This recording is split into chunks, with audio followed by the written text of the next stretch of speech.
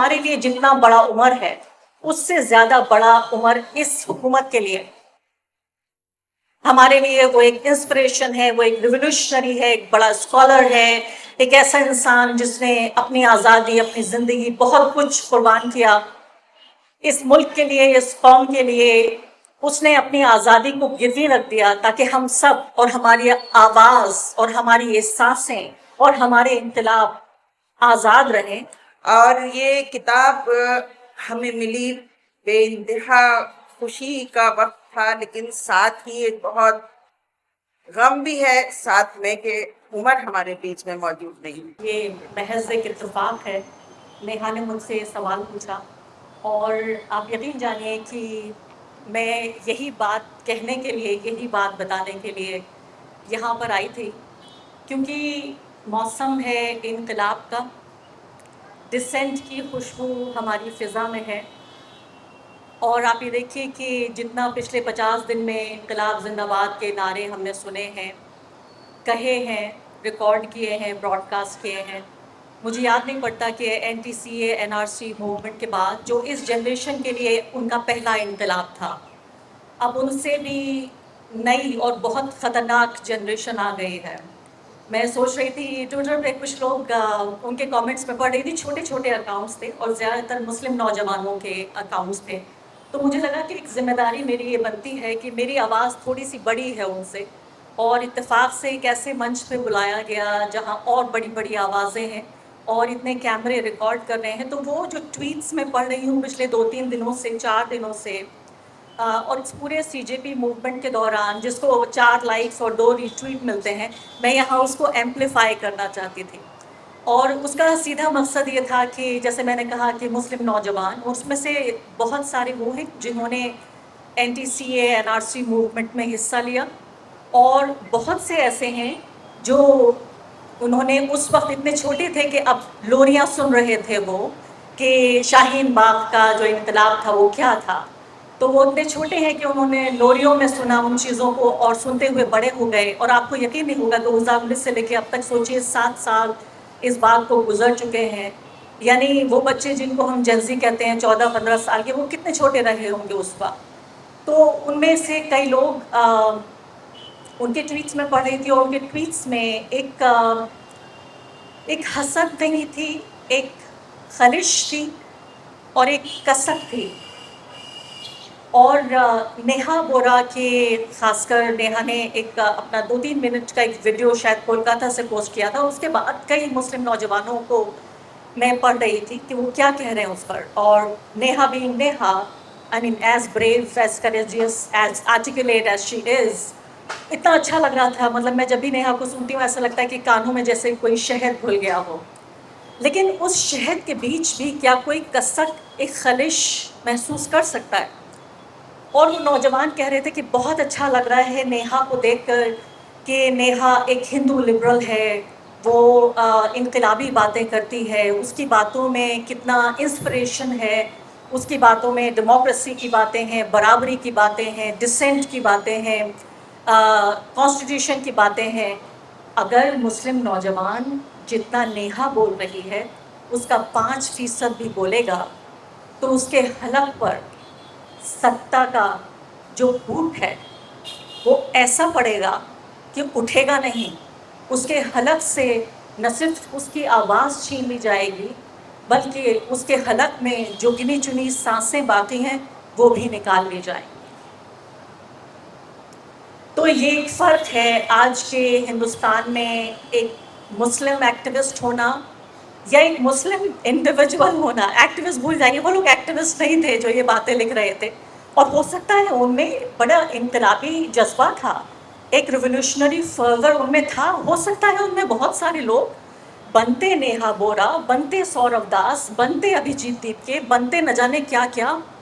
لیکن ان سب کو یہ بتایا گیا کہ اگر آپ یہ سب بننے کی اگر آپ نے کوشش بھی کی، ایسا کوئی خواب بھی سجایا، تو آپ کے ساتھ وہ ہوگا جو ہم نے عمر خالد کے ساتھ کیا. کیونکہ عمر خالد صرف ایک انسان نہیں ہے، ہمارے لیے بھی آپ دیکھیے جو ہمارے لیے جتنا بڑا عمر ہے اس سے زیادہ بڑا عمر اس حکومت کے لیے. ہمارے لیے وہ ایک انسپریشن ہے، وہ ایک ریولیوشنری ہے، ایک بڑا اسکالر ہے، ایک ایسا انسان جس نے اپنی آزادی، اپنی زندگی، بہت کچھ قربان کیا اس ملک کے لیے، اس قوم کے لیے۔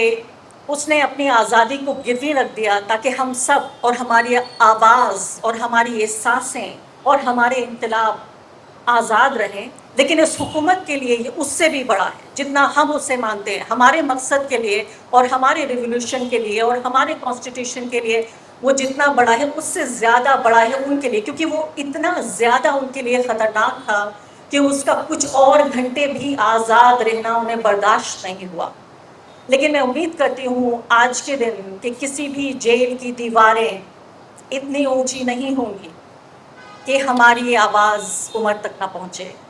میں نے کوئی تقریر تیار نہیں کی تھی، میں صرف یہاں آئی اپنی حاضری دینے کے لیے، یہاں آپ سب کے سامنے پیش ہونے کے لیے اور شکریہ ادا کرنے کے لیے عمر خالد کو، عمر کے ان بہت بہادر ماں باپ جنہوں نے اس لڑکے کو پیدا کیا، اسے اتنی آزادی دی، ایسا ماحول دیا، ایسا پودا انہوں نے سینچا، اپنے ہاتھ سے پروان چڑھایا کہ وہ ایک سب سے آزاد، مجھے لگتا ہے پوری دنیا میں جب لکھا جائے گا اور جب زہران ممدانی کہتے ہیں کہ نیلسن منڈیلا کی طرح عمر خالد کا نام آئے گا، تو مجھے بالکل نہیں لگتا کہ یہ کوئی ایگزیجریشن ہے۔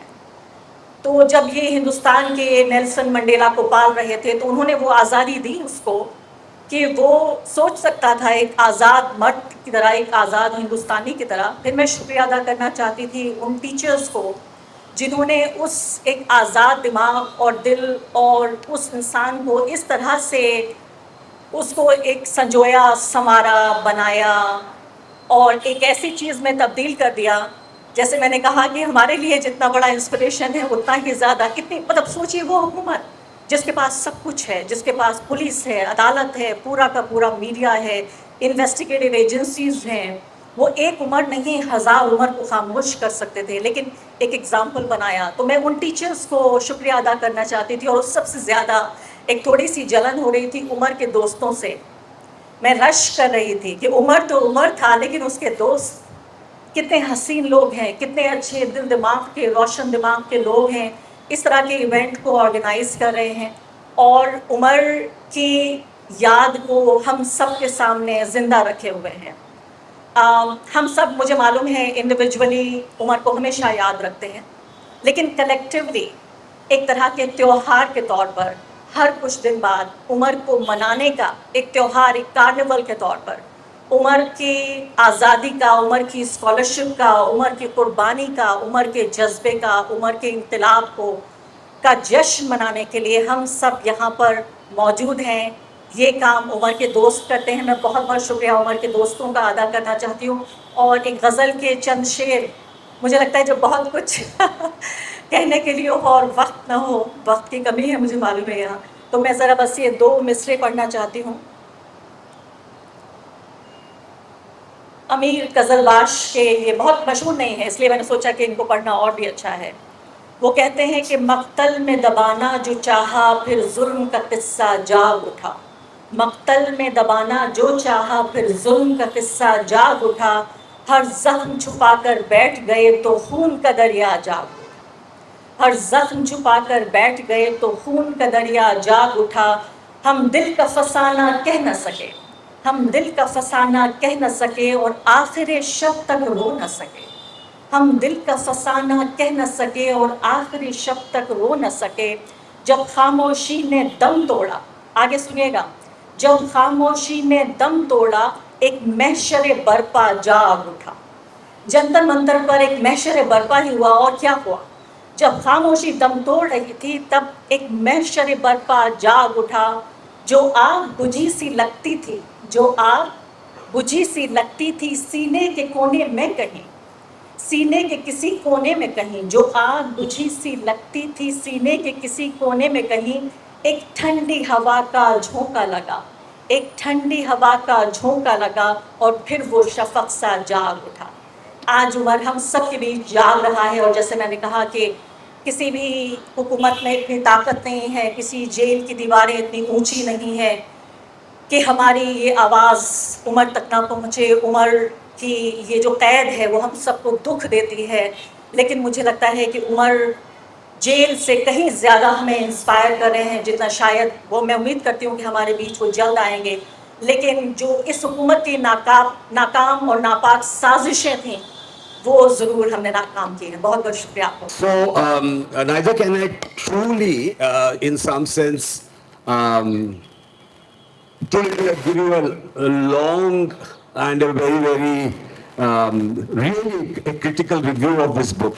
All I want to point out is that in many ways, my own research has been in the same area where he did. I was born in that area in Chotanagpur. I grew up in that area where exactly his focus of research is, in Kolhan. And as it happened, I also studied at JNU, where he studied in the same Center for Historical Studies. And as it happened, I was also his PhD examiner. So in more than one ways, I feel connected to his work, to him, and to many.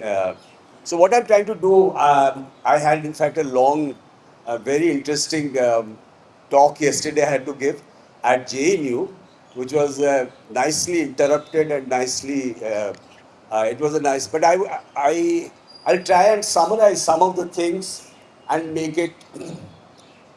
First, I want to look at what exactly holds this book. I think Mr. Gill has already told you, and it is about a small region within Jharkhand. Its focus is there on a region which is called Kolhan, which actually became a government estate. That means government was the landlord of that region. That is the region in which you have one of the most densest sal forests in the world, perhaps, in the Saranda forest, which much later also was one of the areas in which the Maoist insurgency was there. But here, Umar's point is to look at this particular community. The people who live there are Hors, an aggregate tribe of the similar to the Mundas, but it has specific histories. It has specific, and it is about the Hors and a particular system of governance introduced by the British, which was called, you can call it an administrative exceptional governance system, which, or that, as they tried to say, that it was to use or to create institutions which existed earlier, but to integrate it into the administrative structure, institution of the headman and of the clan leader. So, called the Munda Monkey system. Now, the point about the book is, I would like to try to say that the book tries to show in three different ways, or if I have to look at the book, three different ways in how, number one, what is the structure of that region, and what kind of holds it as a unity to understand it as a unit of exploration. Second, how have historians and other commentators, or say, let's say, how have they looked at it, and what is there in the mind of Umar? So what he was trying to do, I think, and I have read the thing carefully and examined it, and I still think it's an outstanding book, because I would say, what holds the book together, or what is central to the book's argument, is a particular series of contradictions. And he is not trying to resolve the contradictions. He is not trying to expose one view against the other. That will be rather mundane empiricism. What he is doing in this book is to look at a series of contradictions and hold them together in the same page. This particular method of doing history is absolutely interesting, very interesting. I would call it that he looks at these contradictions in a dialectical fashion. That means not by saying ye wrong hai, ye expose ho gaya, that's crude polemicism. What he tries to do is to hold this contradiction. I'll talk about this very briefly. hold these contradictions and allow them to evolve, or let's say develop over time. That's the beauty of the way he does it. Now, what is the one central contradiction throughout is of class and community. Now, what he shows that how this tension continues to, so there is no homogeneous community, that he shows very well. But the point is, even with the rise of internal elites within the through the administrative structure, the community still persists. Okay, so it is the tension between class formation from inside and the existence of the community. That tension animates the book.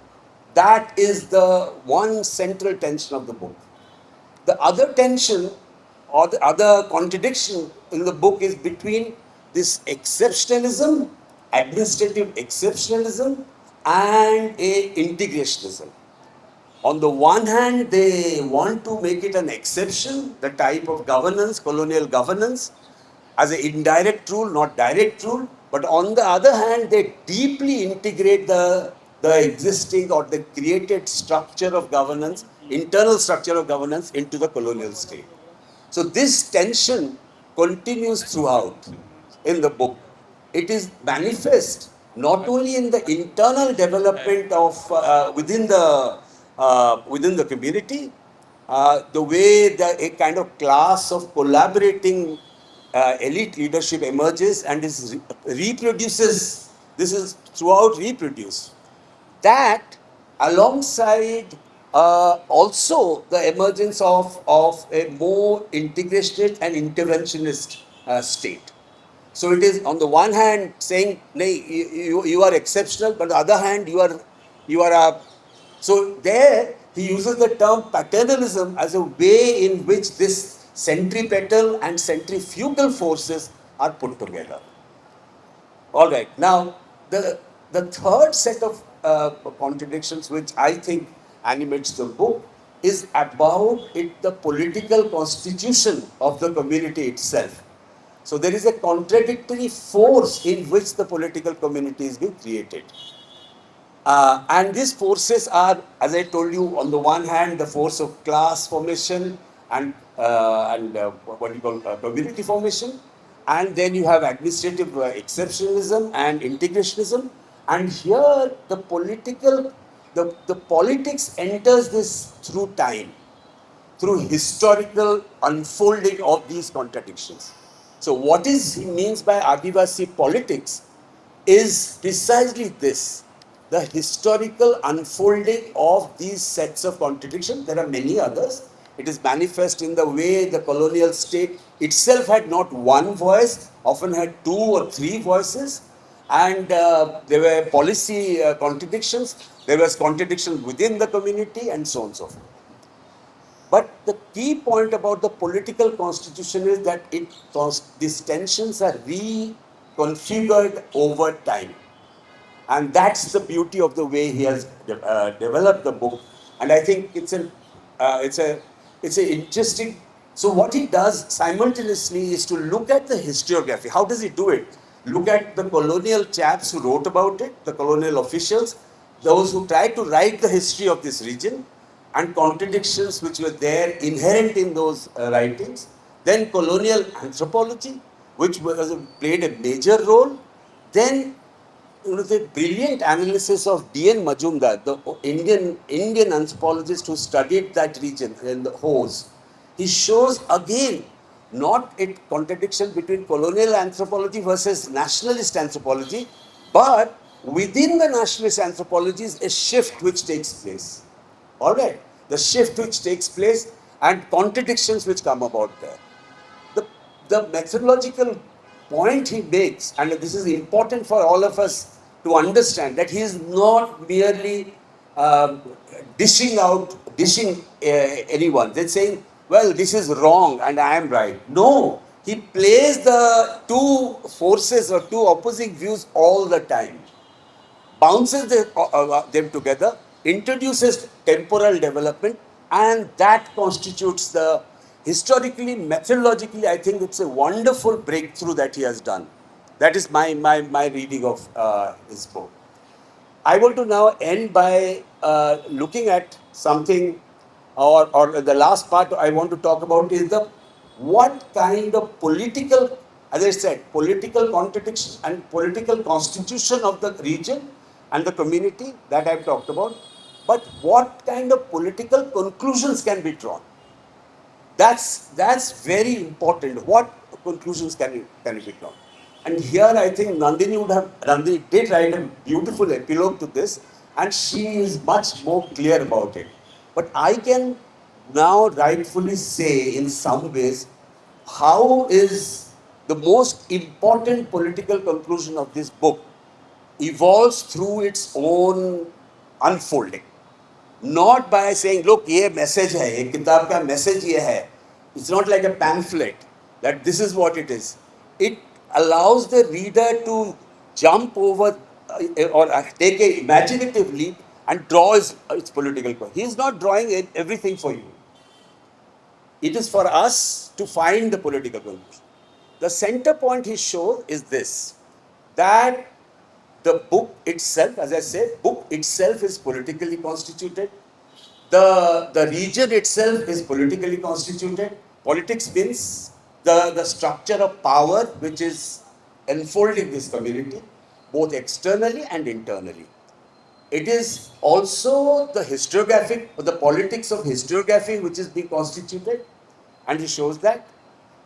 And finally, the shifts over time, initially starting as a region to be pacified because it was a threat to administrative, basically administrative communication networks, because it was connecting Calcutta to Bombay through this region. And then secondarily in revenue collection, which was very, very minimal, it was not at all congruent with it. And third is the gradual takeover of the key resources of that region by the government, which is the forests first.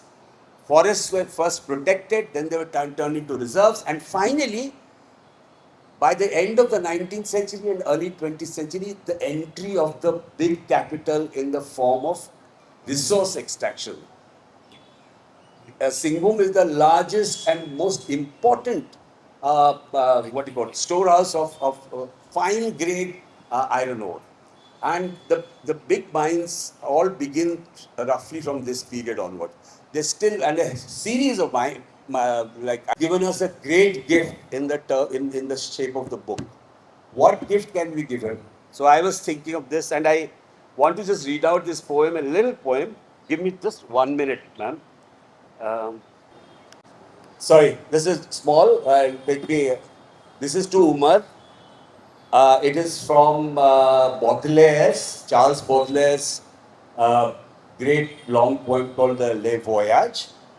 And this is to Umar. I say, astonishing voyager, what splendid stories we read in your eyes, as deep as the seas. Show us the chest of your rich memories, those marvelous jewels made of ether and stars. We wish to voyage without steam and without sails with you, to brighten the ennui of our prison, the boredom of our prisons. As he rightly said, no one is free till everyone is free. It may be that his mind is free and we are imprisoned. Make your memories framed in the horizons pass across our minds, stretched like canvases. Tell us, Umar, tell us what you have seen. जितने लोग यहाँ उमर के लिए आज जमा हुए हैं, और इस किताब के पब्लिशर का भी बहुत शुक्रिया अदा करना चाहूँगी कि उन्होंने इस काम को किया. जैसा कि उमर ने भी कहा कि जब वो इस थीसिस को लिख रहे थे तो उनके जहन में ये था कि उनकी सुपरवाइज़र मैम और उनके इन्विजिलेटर और एग्ज़ामिनर उसको पढ़ेंगे, लेकिन उन्होंने उस वक्त ये सोचा भी नहीं होगा कि हज़ारों लोग उनकी इस थीसिस को पढ़ेंगे. और ये किताब हमें मिली बेइंतहा خوشی کا وقت تھا لیکن ساتھ ہی ایک بہت غم بھی ہے ساتھ میں کہ عمر ہمارے بیچ میں موجود نہیں ہے. جنہوں نے یہ کتاب لکھی وہ آج سلاخوں کے پیچھے ہے. ہمیں یہ کتاب جب ملی اور ہم نے اس کو پڑھنا شروع کیا اور دیکھا تو سب سے پہلے میرے ذہن میں جو چیز آئی وہ حالات تھے 2016 کے، جب کہ عمر کے خلاف پورا ایک واویلا مچا تھا. ہم سب کو یاد ہوگا کہ کس طرح میڈیا میں اس وقت عمر کے انڈر گراؤنڈ ہونے کا اور پھر اریسٹ ہونے کا، اور وہ جو ایشو تھا بار بار ایسا لگتا تھا کہ شاید پورے ہندوستان میں یا دنیا میں کوئی نیوز ہی نہیں ہے دکھانے کے لیے، صرف اور صرف عمر خالد اور عمر خالد. حالانکہ ان کے ساتھ اور نام بھی تھے لیکن وہ ان کے نیریٹو کو زیادہ سوٹ نہیں کرتے تھے، اس لیے وہ نام اب نہیں ہے. اور عمر خالد کا نام جو ہے وہ آج بھی ہم دیکھ رہے ہیں کہ کس طرح سے وہ میڈیا کے تھرو ایک نیریٹو سیٹ کر رہے ہیں. تو 2016 کا وہ بہت مشکل وقت اس معنی میں بھی تھا کہ وہ پہلا انکاؤنٹر تھا ہم لوگوں کے لیے ان حالات کا. پہلی دفعہ ہم نے یہ سب چیزیں فیس کی تھیں، خود عمر نے بھی اور پوری فیملی نے بھی، عمر کی بہنیں اور سب لوگوں کے لیے یہ ایک نیا ایک تجربہ تھا کہ کس طرح سے پولیس اور میڈیا کے تھرو عمر کو جو نام دیا جا رہا تھا، جس طرح پیش کیا جا رہا تھا وہ ہم کو معلوم ہے. ان حالات میں پھر وہ اریسٹ بھی ہوا، اور اریسٹ کے بعد جب عمر ریلیز ہو کر آئے، یہ وہی سال ہے جب کہ انہیں اپنی تھیسس کمپلیٹ کر کے سبمٹ کرنی تھی. تو وہ جو کورٹ کچہری کے چکر اور پولیس کا اور سب چیزوں کا ایک ذہنی طور پہ جو پریشر ہوتا ہے، ان حالات میں عمر نے اس تھیسس کو کمپلیٹ کیا. اس تھیسس کو لکھتے وقت جن لوگوں نے بھی جس طرح اس کی ہیلپ کی، میں ان کی بھی شکر گزار ہوں. ان حالات میں وہ تھیسس کمپلیٹ کرنے کے بعد سبمیشن کا معاملہ تھا، وہ بھی جو ہے منع کر دیا گیا، لیکن کورٹ کے انٹرونشن سے وہ تھیسس سبمٹ ہوئی جو آج کتاب کی شکل میں ہمارے سامنے ہے. میں نے یہ بات کہی تھی کہ یہ کتاب ہم واقعی صرف اس لیے نہ پڑھیں کہ وہ جیل میں ہیں، بلکہ وہ ایک جو کتاب ہے وہ ہمارے لیے ایک بہت بڑا سرمایہ بھی ہے، ایک ایسیٹ ہے ہمارے لیے. ہم یہ سوچ کر اس کتاب کا پڑھیں، اور آج اللہ کا شکر الحمدللہ کہ بہت ہزاروں لوگوں نے اس کتاب کو خریدا ہے، ہزاروں لوگ اس کو پڑھ رہے ہیں. اور میں سمجھتی ہوں کہ کہیں نہ کہیں عمر کو جاننے اور پہچاننے کا ایک نیا موقع ہے ان کے لیے، کیونکہ ہم یہ بھی جانتے ہیں کہ جو یہ میڈیا کا نیریٹو ہے اس کے ذریعے سے ماسز میں، عوام میں عمر کی جو تصویر ہے اس کو ہم سوچ بھی نہیں سکتے کہ کس طرح. میں اگر آپ کو اندر کی بات بتاؤں تو خود میری مطلب عمر کی بہنوں کی جو فرینڈس ہیں، ان کے رشتہ دار ان کو کہتے ہیں کہ جب انہیں یہ پتہ چلتا ہے کہ عمر کی بہن کی فرینڈ ہے تو وہ ان کو ڈانٹتے دھمکاتے ہیں کہ خبردار اس گھر میں مت جانا. لیکن جن لوگوں نے عمر کو قریب سے دیکھا ہے، جو جانتے ہیں، وہ اس کو سپورٹ بھی کرتے ہیں، وہ اس کو بہت ڈیفینڈ کرتے ہیں، وہ سب یہ معلوم ہے. لیکن ظاہر ہے کہ ہر کوئی اتنا قریب سے نہ فیملی کو نہ عمر کو جان سکتا ہے، لیکن یہ موقع ہے اس کتاب کے ذریعے سے کہ ہم اس کو جانیں، اس کے خیالات کو جانیں، وہ کس لیے کھڑا ہوا، وہ کس کی بات کر رہا تھا. وہ ہم دیکھیں گے کہ آدیواسیوں کی بات وہ کرتا ہے، وہ سوسائٹی میں دبے کچلے لوگوں کی بات، مائنورٹیز کی بات جن کو سپریس کیا جا رہا ہے ان کے لیے اس نے آواز اٹھائی، اور یہی اس کا سب سے بڑا جرم بن گیا، اور اسی وجہ سے وہ آج سلاخوں کے پیچھے ہے. خود عدالتوں کی جو رویہ ہے وہ بھی ہمارے سامنے ہے کہ کس طرح سے ایک 6 سال کا وقفہ ایک لمبا ٹائم ہے، بہت بڑا وقت ہے. مجھے یاد ہے کہ جب عمر کا اریسٹ ہوا تھا تو کسی نے ہمارے سامنے یہ بات کہی تھی کہ شاید یہ 2 سال کے لیے اندر چلے گئے، اور اس وقت ایسا دھکا سا لگا تھا کہ 2 سال، مطلب یہ فیل ہو رہا تھا کہ 2 سال تو بہت بڑی مدت ہے. لیکن آج ہم دیکھ رہے ہیں کہ 6 سال کا لمبا وقت گزر گیا اور ابھی بھی بظاہر کوئی امید کی کرن نظر نہیں آ رہی ہے. ہمیں بھروسہ ہے عدالتوں پر، لیکن عدالتوں کے رویے بھی ہمارے سامنے ہیں کہ کیا کس طرح سے پیش کیا جا رہا ہے. عمر کی یہ کتاب جو ہے میں چاہوں گی کہ ہندوستان میں اور ہندوستان سے بھی باہر زیادہ سے زیادہ لوگ اس کو خریدیں بھی، اس کو پڑھیں بھی، اور اس سے بہت سارے نتیجے اخذ کریں. میں اپنی بات بہت لمبی نہیں رکھوں گی، لیکن آخر میں بھی ایک نظم کے ذریعے سے یہ نظم میں جو کہ انتظار نعیم صاحب کی لکھی ہوئی ہے، لیکن وہ انہوں نے عمر کے لیے لکھی ہے، تو میں وہ پڑھ کر اپنی بات کو ختم کروں گی۔ عمر تھا صحن عدالت سے آج پھر گزرا، حصار جبر میں لپٹا بدن سنبھالے ہوئے، کوئی بھی خوف عیا تھا نہ اس کے چہرے سے، لبوں پہ اس کے عجب موج تھی تبسم کی، وہ موج غرق تھی زندہ کی خاموشی جس میں، وہ موج جس میں چھپی تھی فضا کی صفا کی، وہ موج جس میں نہا موسموں کی شدت تھی، وہ موج جس میں بہاروں کے قافلے گم تھے، وہ موج جس میں رواں ماں کے غم کا دریا تھا، وہ موج جو تھی نشا باپ کی محبت کا، وہ موج رقصہ تھی بہنوں کی آرزو جس میں، وہ موج محفل یاراں کی جس میں یادیں تھیں، وہ موج پوچھ رہی تھی کہ جرم کیا ہے میرا، وہ موج پوچھ رہی تھی کہ جرم کیا ہے میرا، ہزار ظلم و ستم نے مجھے ہے کیوں گھیرا، لگی ہے کیوں یہ زباں کھولنے پہ پابندی، لگی ہے کیوں یہ زباں کھولنے پہ پابندی، ہے دور کیوں بھلا تقدیر رنگ و بو مجھ سے، عمر جو صحن عدالت سے آج گزرا تو صدا یہ گونج رہی تھی کہاں ہے آزادی، صدا یہ گونج رہی تھی کہاں ہے آزادی۔ Thank you so much.